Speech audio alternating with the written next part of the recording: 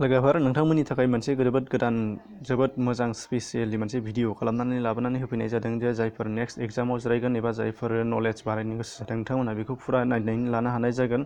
बे जाहैबाय नोंथांमोनहा थांनाय बोसोराव जुदि रेलवेनि एग्जाम होदोंमोनब्ला एबा देग्लाय रेलवेनि एग्जामाव जिरायगोनब्ला बेयो स्पेसियेलि दरकार जाथारगोन आरो नोंथांमोननि रेलवेनि एग्जाम होआब्लाबो गुबुन गुबुन जेखिनि एग्जाम होनो ओंखाराखै मानो नोंथांमोनहा बाहाय नायथारनांगोन। नायोब्ला नोंथांमोनहा माबा मोनसेबाबो गोनांथि जागोन एबा मोनसे गोनां बाथ्रा मोनगोन बेखौ नोंथांमोनखौ आं आसा खालामो। बेनिखायनो भिडिअखौ जोबजासिम नायलां।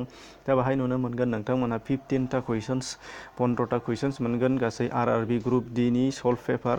बे जाहैबाय 17 ओमफ्राय नैबे 09/2008 बेयाव नोंथांमोनहा फैनाय बेनि गासै 16टा कुइसन्सनि सल्भ खालामनाय नोंथांमोनहा नुनो मोनगोन। अदेबानि गासैबो एन्सारखौनो आंनाव दंजोबो नाथाय नोंथांमोननो बाहाय हरजोबनो हानाय जायाखिसै मानो होनबा माखासेया मेथ्स माखासेया बायदिसिना ट्रिगोन'मेट्रि बायदिसिना गोबां बिथिंनि दङ। बेफोरखौ आङो बाहाय श' खालामनांगौआ मोनसे मोननै कुइसन्सआवनो फिलआप जानानै थाङो 10 मिनिट 20 मिनिट टाइमा। बेनिखायनो बाहाय सल्भ जिके टाइपनि कुइसनफोरखौ आं बाहाय बासि बासि होनाय जादों नाथाय बै कुइसन पेपाराव फैनाय नाम्बारा एक्जाक्टआनो दङ। बेनि थाखाय नोंथांमोनहा दा नायलांबा बुजि मोनगोन। फार्स्टआव नुनो मोनदों choose the correct order of electrical resistivity of metals. बाहाय दंमोन नोंथांमोननि थाखाय मोनब्रै अपसन। बाहाय अपसना जाहैबाय राइट एन्सारा अपसन 2 आनोमोन HGNiWAG। दा बेयो जाहैबाय मा होनो मेटेल्सफोरनि बा गुबुन गुबुन मेटेल्सफोरनि मामोन बेयो सर्ट फर्ममोन जायखौ मा होननानै बुङो नोंथांमोनहा बेखौ साइन्सआव मोनबाय जानांगौ। दा बे बुस्थुआ जोंनाव दङमोन। दा नेक्स्ट कुइसनखौ बारदो गोबाव खालामला। सेकेन्डआव नुनो मोनदों rise in sugar level in blood is detected by the cells of. होनदों जोंनाव देहानि थैयाव सुगार बारायनाया बबेयाव डिटेक्ट खालामो होनदों। बेयाव मोनब्रै अपसन दंमोन नोंथांमोनहा बाहाय नुनो मोनदों।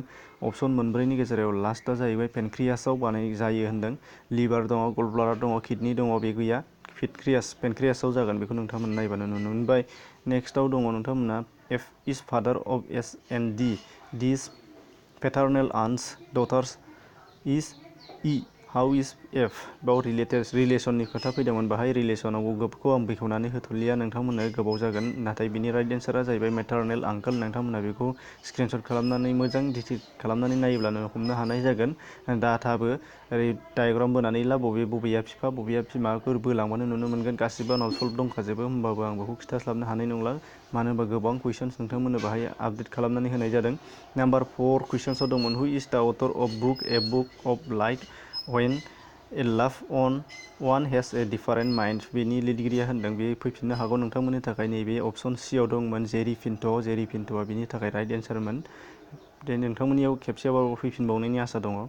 बेनिफ्राय नेक्स्ट कुइसनाव दंमोन हाउ मेनि elements R present in the 8th group of modern periodic table.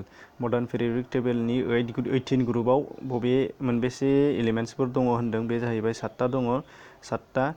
नाथाय नोंथांमोनहा बेखौ मडार्न पेरियडिक टेबोलनि 18 ग्रुपआदि फैगोन बेबो नङा। 17 ग्रुप गुबुन गुबुन गोबां ग्रुप दंबावो। बेफोरखौ नोंथांमोनहा मडार्न पेरियडिक टेबोल होनानै गुगोल क्रोम ब्राउजाराव नोंथांमोनहा डाउनलड खालामबा इमेज फैगोन। इमेज फैनाय लोगो लोगो चार्टखौनो मोनजोबगोन। गासैबो पेरियडिक टेबोलानो नोंथांनियाव जागोन बेखौ नायनानै ला। नेक्स्टआव बे कुइसना फैया गुबुन मोनसेया फैनो हागौ बा बेनोबो फैनो हागौ। बेनिफ्राय नेक्स्टआव नोंथांमोना नुनो मोनदों लांदां blank is not subatomic particle of an atom. एटमनि नैबे बाहागो सिगाङाव जानाखि लांदांआव जिरायगोन नैबे मोनब्रै बाहागोनि गेजेराव बेयो एटमनि मोनसे बाहागो नङा होननानै बुंनाय जादों। बे माबेया जेन'ना एटमनि बाहागो नङा होनदों। बेबो अपसन सिआव दङ जेन'नमोन बियो एन्सारा 8 नाम्बार कुइसनाव दंमोन। बेनिफ्राय नेक्स्टआव 12 नाम्बार कुइसन दङ रामनि दालां दङ मोनसे। राम सेतुआ बबे जायगायाव दङ होनदों लकेटेड इन विच अफ द फलोयिं। बे जाहैबाय नोंथांमोननियाव गाहाय अपसन बिआव दंमोन। बेयो जाहैबाय स्ट्रेट अफ जिब्राल्टारनि स्ट्रेटआव दङ जिब्राल्टार। बे जिब्राल्टारखौ नोंथांमोनहा नायबानो नुनो मोनगोन। बेनिफ्राय नोंथांमोनहा नुनोबावनो फारियै नैबाहाय दङ weight of an object on moon is blank the weight of the object on earth. बुहुम आरो अखाफोरनि गेजेराव जेनाखि अजन बेयो फारागथि दङ। दा बे फारागथिखौनो बाहाय कुइसन खालामनाय जादोंमोन। बेनि अपसना नोंथांमोनहा नुनो मोनदों बुहुम आरो अखाफोरनि अजननि फारागथिया बाहाय अपसन बिआव दङ 1/6 जायो होनदों। बेखौ नोंथांमोनहा मिथिनानै लाथारनांगोन। बेथ' फैफिनखागोन नेक्स्ट नङा उननि एग्जामाव फैगोन जायखिजाया एग्जामाव फैखागोन। बेनिफ्राय नुनो मोनगोन नोंथांमोनहा बाहाय व्हाट वाज द नेम अफ पार्टि लन्च बाय सुभाष चन्द्र बस इन 1939। सुभाष चन्द्र बसुआ 1939 आव माबे पार्टि दादोंमोन होनदों। बे जाहैबाय अल इन्डिया फरवार्ड ब्लक बेमोन अपसन बी आव दंमोन अल इन्डिया फरवार्ड ब्लक। बेनिफ्राय नोंथांमोनहा नुबावगोन बाहाय 21 कुइसन्सआव दंमोन which issue makes the plan hard and stiff बेयो बबेया जागोन होनदों बाहाय नोंथांमोना नुनो मोनदों बाहाय अपसन बी आव दङ बेयो जाहैबाय माबे क्लेरेनकाइमा दङ बे एन्सारा राइट एन्सार। गुबुन गुबुन अपसन दंबावोमोन जेरै फेरेनकाइमा कालेनकाइमा आरो फारसेथिं जेलेम दंमोन। बेनि गेजेराव मोनसे अपसन बी दङ जाहैबाय क्लेरेनकाइमा बेनो राइट एन्सारमोन। बेनिफ्राय नोंथांमोना नुनो मोनबावगोन बाहाय फारियै 23 कुइसन नाम्बाराव दंमोन which property of metals enables production of metallic foils बेनि राइट एन्सारा जाहैबाय अपसन ए आनो बाहाय नुनो मोनदों नोंथांमोनहा मेलेबिलिटि दङ बेनोमोन राइट एन्सारा। नोंथांमोना बेखौ जाहाथे नायफिनबावो नेक्स्टआव फैफिनबावनो हागौ बेफोर साइन्सनि गोजा फ्रायानो। बेनिफ्राय नुनो मोनदों in which year was Bombay stock exchange established Bombay stock एक्सचेन्जआ बबेयाव मायथाइयाव गायसनजादोंमोन होनदों बाहाय नोंथांमोना नुनो मोनदों अपसन बी 1875 गुबुन गुबुन मोनथामा नङा अपसन बी आमोन बेनि राइट एन्सारा। बेनिफ्राय नुनो मोनदों fishes have a playing chambered heart नाफोरनि दाना बाहाय नुनो मोनदों नोंथांमोना बाहाय 2 राइट एन्सारा बेनिया 2 आमोन अपसन डी मोन बेनियाव नोंथांमोना बेखौ नायफिनबानो जाबाय। नाथाय नेक्स्टआव नोंथांमोननि थाखाय बियो रिभिजन फैफिननो हागौ ओंखायनो बेनि थाखायबो सांग्रां जा। बेनिफ्राय weight of body is maximum at the बबेयाव बांसिन अजननि मोदोम थायो होनदों बेहाय अपसन बी दंमोन नै नुबाय नोंथांमोनहा फल बेखौबो गोसोआव ला फल 43 नाम्बार कुइसनाव दंमोन बियो।